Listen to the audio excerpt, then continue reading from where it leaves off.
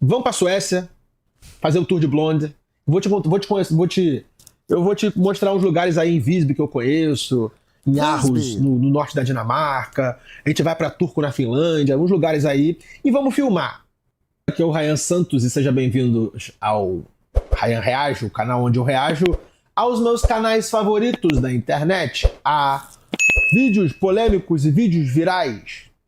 E hoje é a primeira vez que eu reajo ao senhor Renan Santos, um mito da retórica, da oratória, um cara que tem o poder da fala. Sério? Um cara que escreveu um livro, na verdade, 2 dos melhores livros que eu já li esse ano. O Livro Amarelo, primeiro fascículo, segundo fascículo. Muito interessante esses 2 livros aqui, rapaziada. Senhor Renan Santos do MBL, o Brasil está virando uma Índia. Eu não sei o que ele quer dizer com isso, mas estamos aqui para reagi-lo. Mas antes disso, eu quero pedir para você dar um like e se inscrever neste humilde canal. Estamos... Pode rodar o vídeo aí, editor. O mundo se desenvolve rápido e o Brasil, ele não se desenvolve, né? Não dá pra nem falar que a gente se desenvolveu mais lento. Parece que o Brasil tá estagnado há uns 15 anos, né? E é mais ou menos isso, o Brasil estagnou uns 15 anos. O Brasil não anda, e aí o mundo anda, e aí você começa a ficar muito pra trás. Então você vê em tudo, as construções nossas. Você chega em São Paulo, é uma cidade caindo aos pedaços, toda pichada, calçada. São Paulo não, cara. São Paulo até evoluiu de 10 anos pra cá. Se você andar pela zona norte do Rio, do lado do... Pega o túnel Rebouças, tudo pra lá do túnel Rebouças. Rebouças. Cara, é uma desgraça. Eu lembro do bairro da minha avó, Higienópolis, Bom Sucesso. Eu lembro da minha infância e tava melhor do que tá hoje. Tipo, 30 anos atrás, visualmente era melhor, mais limpo, mais bonito do que hoje. Mano, pode deixar toda pichada, calçadas destruídas, ruas horrorosas. Oi? 1,25? É porque quando entra eu falando, eu falo muito rápido, aí já fica impossível de entender. Impossível assistir Renan Santos em 2.0. Até o número de motoqueiros, tive as discussões de motoqueiro. Uma cidade que precisa, vamos dizer, se sustentar ao redor de motoqueiro, é uma cidade muito pobre. Porque a existência do motoqueiro, ela se dá através... Cara, a única cidade rica que eu vejo com motoqueiro é Dubai. Que são os caras que entregam comida. Motoqueiro que realmente está trabalhando, né? Não conheço outra cidade. Em Paris, os caras que entregavam comida iam de bicicleta ou e-bike. As pessoas que andavam de moto em Paris eram trabalhadores que usavam a moto para ir de ponto A para ponto B. Mas realmente, motoqueiro trabalhador só vi em Dubai, entre as cidades ricas que eu já fui. Estados Unidos você não vê moto. Não sei porquê, mas não tem moto nos Estados Unidos. Não tem. Muito raro vai passar um tiozão de Harley Davidson. Pode. Tipo, uma vez em 3 semanas eu vou ver um cara com aquelas BMW moto na freeway, mas só. Não tem moto nos Estados Unidos. Só apontar uma coisa que o sociólogo falou. Quando eu falo, o Brasil ele não se desenvolve, no próprio vídeo que ele reage, eu tô falando em termos relativos. Né? A velocidade de desenvolvimento urbanístico, a velocidade de desenvolvimento econômico, a velocidade de desenvolvimento dos ganhos de capital por parte da classe média, acúmulo, né? É menor. Então a gente perde em termos comparativos com o mundo, porque o espaço relativo nosso diminuiu. Porque nós não crescemos como os outros países de desenvolvimento. Então, por exemplo, São Paulo houve uma pequena melhora urbanística. Sim, mas é muito pequena. Né? A gente pega, por exemplo, a infraestrutura... Vou dar alguns exemplos de infraestrutura que envolvem São Paulo, e depois eu vou para essa questão prédios e tal, construção. O Rodoanel não é uma obra complexa, amigos. Por mais que ela não, era uma obra complexa. Assim, a China construiu 10 mil coisas mais complexas do que o Rodoanel ao mesmo tempo nos últimos 40 anos. O Rodoanel não é. O Rodoanel é um anel de estrada, tá? Que deve ter ao longo dele, eu não sei, me corrijam aí, talvez 50, 70, 100 quilômetros. Eu não sei quantos quilômetros tem, tá? Mas é basicamente uma estrada circular ao redor da região metropolitana de São Paulo, tá? Essa obra... que, assim, alguém me corrija, essa obra começou nos anos 90 e a gente tá em 2025, eu nem sei se completou ela, e as pessoas comemoram como se fosse nossa, o Rodoanel. São Paulo tá, né, um processo de construção de metrôs, né, também, assim, eu lembro que assim, começo dos anos 2000 veio assim, vamos construir novas estações, estamos aí há 25 anos, um troço aqui, um troço ali, né, assim, E aí quando a gente fala, porra, e a construção, os prédios em São Paulo? Pô, São Paulo realmente ele tem uma indústria da construção, vamos botar aqui nesses termos, mais ativa, mais quente do que em outros lugares, mas nem de longe com a pujança que você vai ver, inclusive em países já desenvolvidos. Você vai ver essa energia de construção em países no processo de desenvolvimento. Nos já desenvolvidos, você anda numa cidade como Nova York, por exemplo, as ruas estão permanentemente em obra. Permanentemente em obra.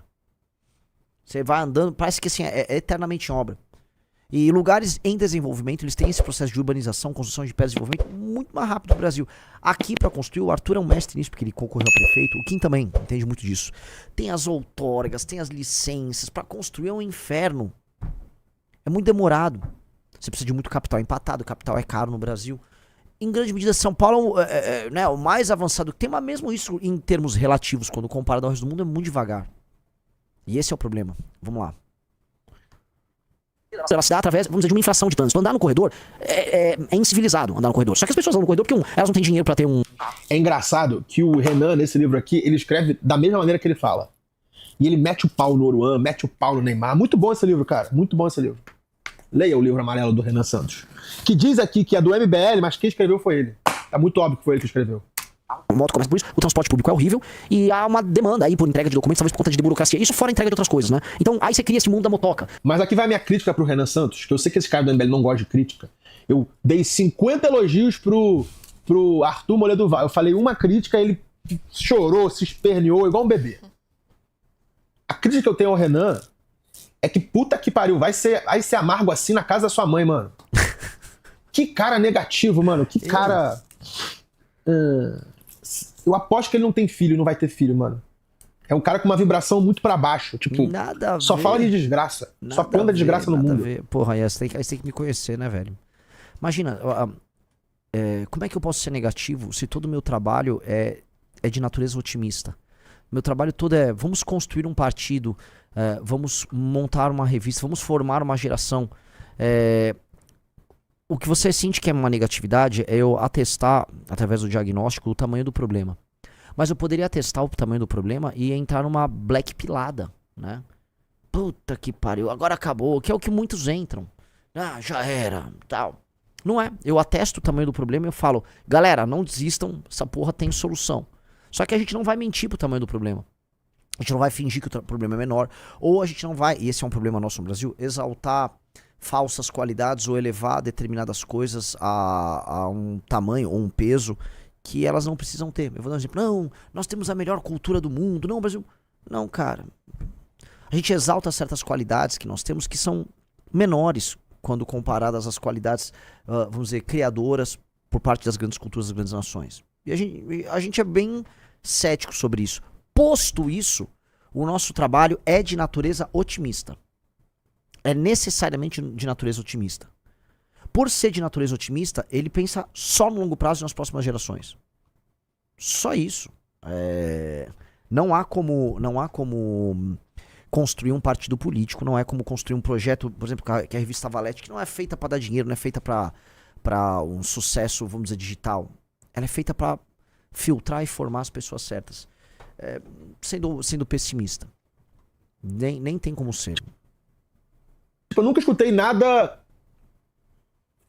construtivo, não, assim, nada, não vou dizer construtivo, nada confortante, nada positivo da boca do Renan. Ele só reclama, só aponta defeito, só planta discórdia, só mostra o mal do mundo. Esse nem era o intuito desse react. Mas poxa, assim, acho que você tá vendo recorde, ou cortes meus que viralizam, né? Não é exatamente isso, né? Acho que quem tá aqui sabe muito bem dos nossos planos, de toda a energia que a gente tem, né? Então, a gente passa vários dias da semana comemorando vitórias que a gente tem, comemorando a adesão de determinadas pessoas aos projetos, às ideias ou coisas que nós fazemos. Agora, definitivamente, né, não dá para comentar, assim, em termos muito positivos, o que está acontecendo aqui no Brasil. A situação brasileira é uma situação muito grave, né?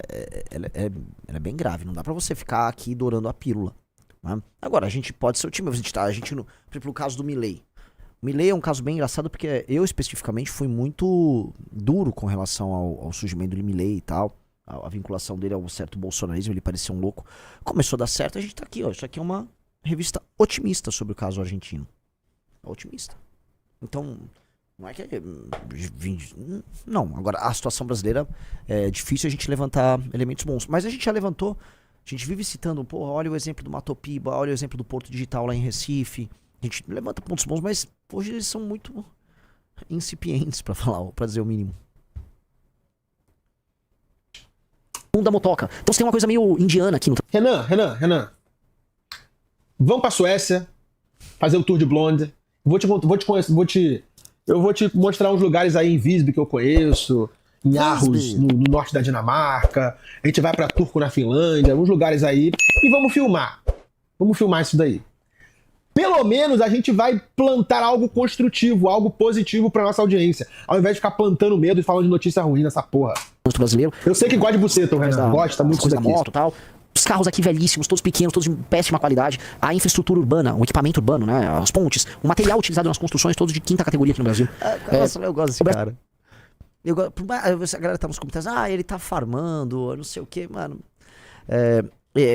O Raiano Santos tá. Eu comecei a conhecer mais ele recentemente, já sabia dele antes e tal. Ele é um dos grandes magos do marketing da internet no Brasil e tal. Com todas as qualidades e os defeitos que vem embutido nisso.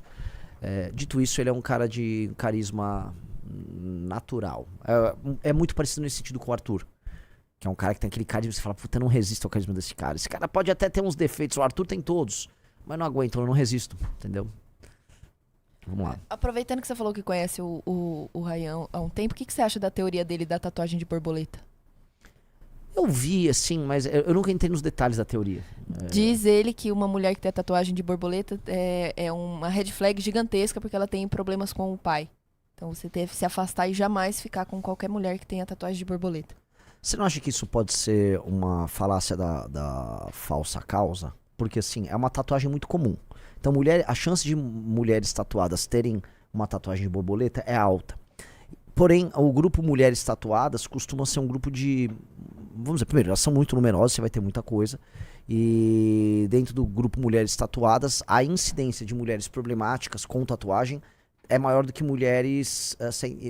maior do que nas mulheres sem tatuagem. Logo, como há muitas mulheres de borboleta dentro do grupo mulheres tatuadas e como há uma participação maior de mulheres problemáticas dentro do grupo mulheres tatuadas, a gente pode fazer isso, mas seria uma falsa correlação, pode ser. Acho que não é falsa causa, mas seria uma espécie de uma falácia ali, mas é uma falácia engraçada, boa pra trabalhar. É igual a minha teoria da canela exposta, do político. O político canela exposta como é que é? Nem todo político com canela exposta é corrupto, mas todo político corrupto está com a canela exposta. Né? Dá pra trabalhar ali, vira uma correlação interessante.